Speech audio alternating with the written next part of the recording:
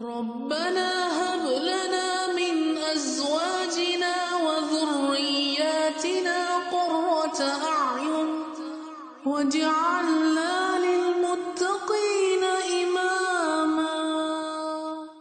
اعوذ باللہ من الشیطان الرجیم، بسم اللہ الرحمن الرحیم۔ اب جب نکاح ہو چکا، ہم یہ جاننا چاہتے ہیں کہ جس قسم کے خاندان کی تشکیل اسلام چاہتا ہے اس کے خد و خال اس نے کیا واضح کیے ہیں۔ خاندان جو اسلام کے اندر ہے اس میں 3 امور کو بنیادی اہمیت دی جاتی ہے۔ ایک تو اس کا جنسی رویہ ہے، اور اس کے بعد پھر ان کے جو ازدواجی تعلقات ہیں وہ کس طرح کے ہونے چاہیے، اور ان کی تقسیم کیا ہے، اور رشتہ داروں کے حقوق و فرائض کیا ہیں، صلہ رحمی، یہ انشاءاللہ اگلے سارے ہمارے موضوعات ہوں گے۔ تو آج ہم یہ دیکھیں گے کہ جو فطری انسانی ضروریات ہیں اور فطری انسانی رویے ہیں، جنس کے بارے میں اور باہمی تعلقات کے بارے میں، ان کے بارے میں اسلام کیا کہتا ہے، اور قرآن کے اندر کیا اس کے بارے میں بھی کچھ آیا ہے۔ اسلام کے اندر خاندان جو ہے اس کی تعمیر و تشکیل میں مرد اور عورت دونوں اپنا اپنا کردار ادا کرتے ہیں، اور اگر کسی سوسائٹی کے اندر کچھ مرد یا کچھ عورتیں آپس میں مل کر کوئی غیر فطری اپنا بانڈ بنا لیں، اپنی خواہشات پوری کرنے لگیں، تو اسلام اسے خاندان نہیں کہتا۔ خاندان کی جو ضرورت ہے اس کے اندر تو بہت سی چیزیں آتی ہیں۔ خاندان شیلٹر بھی ہے اور تسکین کا ذریعہ بھی ہے،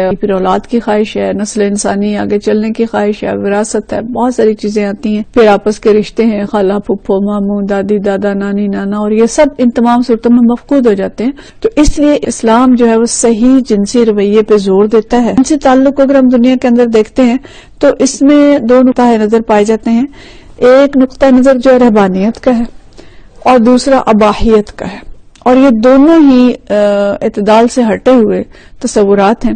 رہبانیت کیا چیز ہے کہ اس میں جنسی تعلق کو، جنسی جذبات کو دبانے اور کچلنے کی تعلیم دی جاتی ہے، اور یہ سمجھا جاتا ہے کہ اس کے ذریعے سے روحانی ترقی ہوگی۔ لیکن اللہ خالق اور مالک جس نے انسان کو بنایا ہے وہ سمجھتا ہے کہ یہ انسان کی فطرت ہے۔ اللہ نے قرآن کے اندر فرمایا کہ عیسائیوں نے اپنے پر رہبانیت خود فرض کر لی تھی، سورۃ الحدید کے اندر اللہ فرماتے ہیں، لیکن وہ اس کو عمل نہیں کر سکے اس پہ پوری طرح سے۔ اصل میں انسان کے اندر جنسی جذبات پائے جاتے ہیں کہ وہ اس طرح کی بندش قبول نہیں کر سکتا، اور اگر اس کے سامنے جائز راستے بند ہوں تو وہ غلط راستوں پہ چل پڑے گا۔ تو رحمانیت در حقیقت انسان کے فطری تقاضوں سے فرار کی ایک صورت ہے جسے مذہب کا نام دے دیا گیا، اور اس پر کسی معاشرے کی تشکیل نہیں ہو سکتی، پھر آگے نسل تو چلے گی ہی نہیں، کوئی رشتہ بھی نہیں ہوگا، اور پھر اس کا انجام کیا ہوگا اس سوسائٹی کا۔ پھر دوسرا جو نقطہ نظر ہے وہ اباحیت کا ہے، بے راہ روی ہے۔ جنسی تسکین کے لیے یہ پوری آزادی کا ایک راستہ ہے جس میں انسان کوئی پابندی قبول نہیں کرتا، اور وہ سمجھتا ہے کہ یہ انسانی حقوق ہے، یہ میری خواہش ہے، اور اس کی جسمانی آزادی ہے کہ وہ جو چاہے کرے۔ اس کا نتیجہ کیا ہوتا ہے؟ جب انسان بالکل ایک ایسے راستے پہ چل پڑتا ہے کہ بس وہ اپنے آپ کو اپنے نفس کے حوالے کر دیتا ہے، جانوروں کے ساتھ شادیاں ہو رہی ہیں، اس سب کا نتیجہ کیا ہے کہ انسان ہلاکت۔ یہ طریقہ معاشرے کو جنسی انتشار اور آوارگی کی طرف لے جاتا ہے۔ اس کے نتیجے میں انسان جنسی لذت تو حاصل کر لیتا ہے، بعض طریقے تو ایسے ہیں جن میں اولاد کا کوئی تصور ہی نہیں ہے، اولاد ہوگی ہی نہیں۔ اگر ہومو سیکچولیٹی ہے یا اس طرح کے دوسرے طریقے ہیں ظاہر اس میں تو اولاد نہیں ہوگی، اور اگر ایک عورت اور مرد بھی آزادی سے تعلق قائم کرتے ہیں تو اس کے نتیجے میں یا تو اولاد ہوگی نہیں۔ آج کل تو بہت سارے ایسے طریقے ہیں جو کانٹرسیپٹیو میئرز ہیں وہ اختیار کیے جاتے ہیں اور اولاد کو ہونے نہیں دیا جاتا، لیکن اگر اولاد ہو جاتی ہے تو پھر اس کو ایک سنگل پیرنٹس جو ہیں وہ پالتے ہیں، عام طور پہ مائیں ہوتی ہیں جن کے مرد جو ہے وہ اس کے سر ڈال کے عورت کے اور خود الگ ہو جاتا ہے، یا دونوں ہی اس بچے سے کنارہ کش ہو کے اس کو کسی ادارے کے حوالے کر دیتے ہیں، یہ ریاست ان کی ذمہ دار ہوتی ہے۔ بلکہ اب تو ایبارشن لیگلائز ہے بہت سارے ممالک کے اندر، پاکستان کے اندر اس پہ بہت زیادہ زور دیا جا رہا ہے، حتیٰ کہ اگر جائز بچہ ہے تب بھی اس کو، پہلے تو یہ تھا کہ جو فرسٹ ٹرمسٹر ہے 3 مہینے اس کے اندر ایبارشن ہو سکتی ہے، لیکن اب اس کی اجازت جو امریکہ کے اندر خاص طور پہ کچھ ریاستوں میں وہ آخر تک دے دی گئی ہے، پورے 9 ماہ تک کسی وقت بھی ایبارشن کر سکتے ہیں، اور اس قدر سنگ دلی ہے اس پہ کچھ انسانی حقوق کی تحریکوں نے آواز اٹھائی کہ اس کو جینے کی اجازت تو دی جائے۔ انہوں نے انڈیا دیا ہے کہ ہم ان بچوں کو اڈاپٹ کر لیں گے لیکن ان کو قتل نہ کیا جائے، لیکن سنگ دلی اتنی ہے کہ ہاسپٹلس کے اندر یا تو نرسز پانی میں ڈبو کے انہیں مار دیتی ہیں، یا ان کا گلا دبا کے، یا کسی بھی طریقے سے ان کو مار بھی دیا جاتا ہے۔ اور حیرت ہوتی ہے کہ انسانی حقوق کے دعوے دار یہ جو لوگ ہیں یہ ان بچوں کا انسانی حق نہیں سمجھتے کہ انہیں جینا دیا جائے. اور اس سے انسان کی جو جسمانی اور روحانی اور دماغی صلاحیتیں ہیں وہ بری طرح سے متاثر ہوتی ہیں. اگرچہ وقتی لذت وہ اپنی مرضی سے حاصل کر لیتے ہیں لیکن اس کے بعد یہ جو انسانی قوتیں ہیں بہت بری طرح متاثر ہوتی ہیں. اور ہم دیکھ رہے ہیں کہ جو جنسی بیماریاں ہیں وہ دن بدن بڑھ رہی ہیں اور ایک کے بعد ایک نئی بیماری جو ہے وہ آ رہی ہے. اور خاص طور پہ HIV ایڈز جس نے اس وقت گھیرے میں لیا ہوا ہے ایک خوفناک بیماری ہے اور معاشرے جو ہیں وہ اس کی طرف بڑھ رہے ہیں. اور اولاد کی ذمہ داری سے بچنے کے لیے جو چائلڈ لیس فیملی کا رجحان عام ہوتا جا رہا ہے اس کے بالکل دو نقصان واضح ہیں. ایک تو یہ کہ آدمی کے اندر ذمہ داریوں سے گریز اور ذاتی لذت کے حصول کا مزاج ہی پیدا ہوتا ہے اور وہ کسی بھی سماجی اور معاشرتی ذمہ داری کو قبول کرنے پہ تیار نہیں ہوتے. رشتوں کا احترام نہیں رہتا, ظالمانہ رویے پیدا ہوتے ہیں.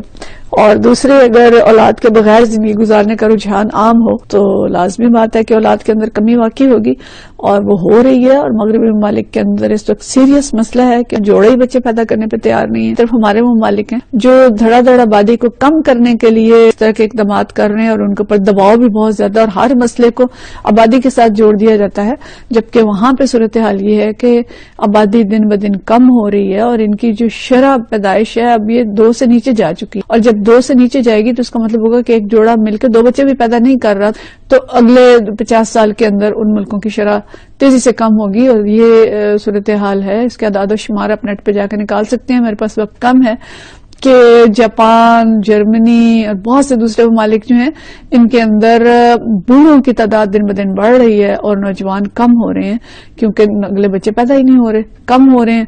تو سکولز بعض جگہوں پہ بند ہو رہے ہیں. اور اٹلی کے ایک گاؤں کا اشتہار آیا تھا کہ آپ ہمارے گاؤں میں آئیں اور آ کے آپ ہمارے گاؤں کو آباد کریں, ہم آپ کو, انہوں نے بہت سارے انسینٹو دیے ہوئے تھے کہ اگر آپ بچے پیدا کریں گے یہاں آ کے ہم آپ کو مکان بھی دیں گے اور بہت ساری سہولتیں ہیں وہ دیں گے. اور جتنے اسکینڈینیوین کنٹریز ہیں ان کے اندر بھی بہت سارے انسینٹیوز وہ لوگ دے رہے ہیں کہ ایک بچہ پیدا ہوتا ہے تو اتنا الاؤنس 2 ہوں گے تو اتنا, 3 ہوں گے تو اتنا. اور لیکن اس سب کے نتیجے میں بھی وہاں پہ جو صورتحال ہے وہ یہ کہ مسلمان وہاں زیادہ بچے پیدا کر رہے ہیں جو وہاں کے مسلمان نیشنل ہے. ہمارا موضوع اس وقت یہ ہے کہ پھر اسلام کیا کہتا ہے کہ جائز طریقہ کیا ہے اور کون سے طریقے ناجائز ہیں اور آگے اس کے بارے میں کیا احکامات دیتا ہے. تو یہ ہم سب کو معلوم ہے کہ نکاح کو اسلام جنسی تسکین کا جائز طریقہ قرار دیتا ہے اور اس کے نزدیک رہبانیت اور اباحیت دونوں جو ہیں یہ غلط ہیں اور دونوں کی اسلام اجازت نہیں دیتا. اور اس کے نزدیک جنسی جذبہ ایک فطری جذبہ ہے اور اس کی غلط تسکین نہیں ہونی چاہیے.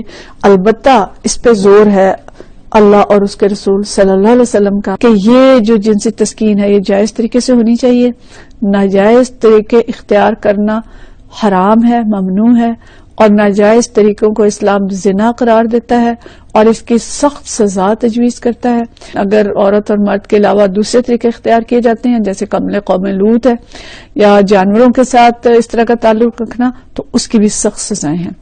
اور اسلام یہ چاہتا ہے کہ معاشرہ زنا اور اس قسم کی جتنی غلط ترغیبات ہیں ان سے پاک رہے. اور اہل ایمان کی خصوصیت اللہ تعالیٰ بیان کرتا ہے سورۃ المومنون کے اندر, بسم اللہ الرحمن الرحیم, کہ والذین هم لفروجہم حافظون, کہ یہ وہ لوگ ہیں جو اپنی نیت ہے نا, یہ آغاز یہاں سے ہوتا ہے قد افلح المؤمنون, کہ وہ مومن فلاح پانے والے ہیں. ان کی آگے صفات بیان کی گئی ہیں کہ کون سے لوگ فلاح پائیں گے. ان میں سے ایک اہم صفت جو یہاں اور سورۃ المعارج کے اندر بھی اللہ تعالیٰ نے بیان کی ہے کہ یہ لوگ ہیں جو اپنی شرمگاہوں کی حفاظت کرتے ہیں. الا علی ازواجہم او ما ملکت ایمانہم فانہم غیر ملومین, البتہ اپنی بیویوں اور ان عورتوں سے جو ان کی ملکیت میں ہیں یعنی باندیوں سے اپنی خواہش پوری کرتے ہیں. فانہم غیر ملومین, تو اس پہ کوئی وہ نہیں ہے, گناہ نہیں ہے. فمن ابتغى وراء ذلك فاولئک هم العادون, اور جو لوگ اس کے علاوہ کوئی اور راستہ و طریقہ اختیار کریں یہ حد سے بڑھنے والے لوگ ہیں. تو لونڈیاں اور باندیاں تو اس دور میں تھیں, اس کے بعد اب یہ دروازہ بند ہو چکا ہے, یہ سلسلہ اب ختم ہو چکا ہے. وہ اس معاشرے میں یہ چیز تھی اور اسلام نے بہت آہستگی سے اور بہت خوبصورت طریقے سے اس کا دروازہ بند کیا, ایک دم اس کو ناجائز قرار نہیں دیا ورنہ معاشرتی ڈھانچہ جو تھا وہ ہل جاتا. اب جو دور ہے اس کے اندر ان لونڈیوں اور باندیوں کا کوئی وجود نہیں ہے اور نہ ہی غلام باقی رہ گئے ہیں، اور نہ ہی اسلام اب کسی کو غلام بنانے کی اجازت دیتا ہے۔ وہ جو اس وقت غلام اور باندیاں تھے اسی وقت پابندی لگ گئی تھی کہ اب نیا غلام نئی باندی نہیں بنائی جا سکتی، اس کے بعد جو موجود تھے ان کو آہستہ آہستہ سے ختم کیا گیا۔ اس لیے اب جو ازواج سے تعلق کی صورت ہے وہ صرف ایک ہی صورت ہے، اور وہ ہے کہ نکاح کر کے ایک عورت اور مرد جو ہیں وہ ایک جائز طریقے کے اندر داخل ہوں۔ نہ عورت کے ساتھ کوئی زیادتی ہو سکتی ہے کہ کوئی پکڑ کے اس کو بیوی بنا لے، یا ماں باپ اس کو بغیر اجازت کے کسی کے ساتھ باندھ دیں، اور مرد تو ظاہر ہے اس کے بغیر کرتا ہی نہیں ہے۔ یہ چیزیں جو ہیں اسلام کے اندر یہ جائز طریقہ ہے، اور پھر اس نکاح کو ایک قانونی حیثیت دی گئی، اور اس کو بعض لوگوں نے تو سنت کہا اور بعض کے نزدیک یہ مستحب ہے، بعض علماء سے سنت مؤکدہ اور واجب کہتے ہیں۔ لیکن آدمی کوئی شخص اگر کسی ایسے حالات میں گھر جائے کہ اس کا بالکل بدکاری میں مبتلا ہونے کا اسے خطرہ ہو، تو اس کے لیے نکاح جو ہے پھر واجب قرار پاتا ہے، اور اس کی ترغیب دی گئی ہے کہ بے نکاح بیٹھے ہیں لوگ، ان کی شادیاں کی جائیں اور نکاح کو آسان بنایا جائے، اور معاشرہ جو ہے وہ نکاح میں مدد کرے۔ اور نکاح کے اعلان کا حکم ہے، اسلام چاہتا ہے کہ نکاح کا اعلان ہو اور اظہار ہو، تاکہ معاشرہ اس بات سے واقف ہو کہ ان دو افراد کے درمیان ازدواجی تعلق جو ہے وہ قائم ہو گیا ہے۔ اور یہی وجہ ہے کہ ہمارے یہاں شادی کی بڑی بڑی تقریبات ہوتی ہیں، اس میں غلو جو ہے وہ شامل ہو گیا تھا۔ تو یہ کہ کچھ گواہ ہوں، اور نبی کریم صلی اللہ علیہ وسلم نے کم از کم 2 گواہوں کا ہونا جو ہے وہ ضرور قرار دیا تھا۔ حضرت عائشہ رضی اللہ تعالیٰ عنہ کی ایک روایت ہے، فرمایا کہ نکاح جو ہے ولی اور 2 عادل گواہوں کے بغیر نہیں ہوگا، اور جو نکاح اس سے ہٹ کر ہو وہ باطل ہے، اور جس کا کوئی ولی نہیں ہے تو اس کا ولی جو ہے مسلمان حاکم ہوگا، سلطان ہوگا۔ تو یعنی ولیوں کی موجودگی میں ہو اور کچھ لوگ موجود ہوں، اور پھر ولیمہ بھی اسی چیز کی علامت ہے کہ ولیمہ کیا جائے، اس کا اعلان کیا جائے، تاکہ زیادہ لوگوں کو پتہ چلے کہ یہ 2 خاندان جو ہیں اور یہ 2 افراد جو ہیں یہ نکاح میں بند گئے ہیں۔ اور ہم نے اس کے لیے بڑی بڑی تقریبات بنا لی، اور ہم نے نکاح کو مشکل کر لیا۔ اب ہمارے ہاں جب تک 200-300 افراد کی برات نہ ہو اور 500 افراد پر مشتمل ولیمہ نہ ہو تو شادی ہوتی ہی نہیں۔ یہ طریقہ بھی درست نہیں ہے۔ اعلان ضروری ہے، لیکن ایسا اعلان کہ اپنے آپ کو مشکلات میں مبتلا کر لیں، یہ بہرحال اسلام کی روح نہیں ہے۔ وآخر دعوانا ان الحمدللہ رب العالمین۔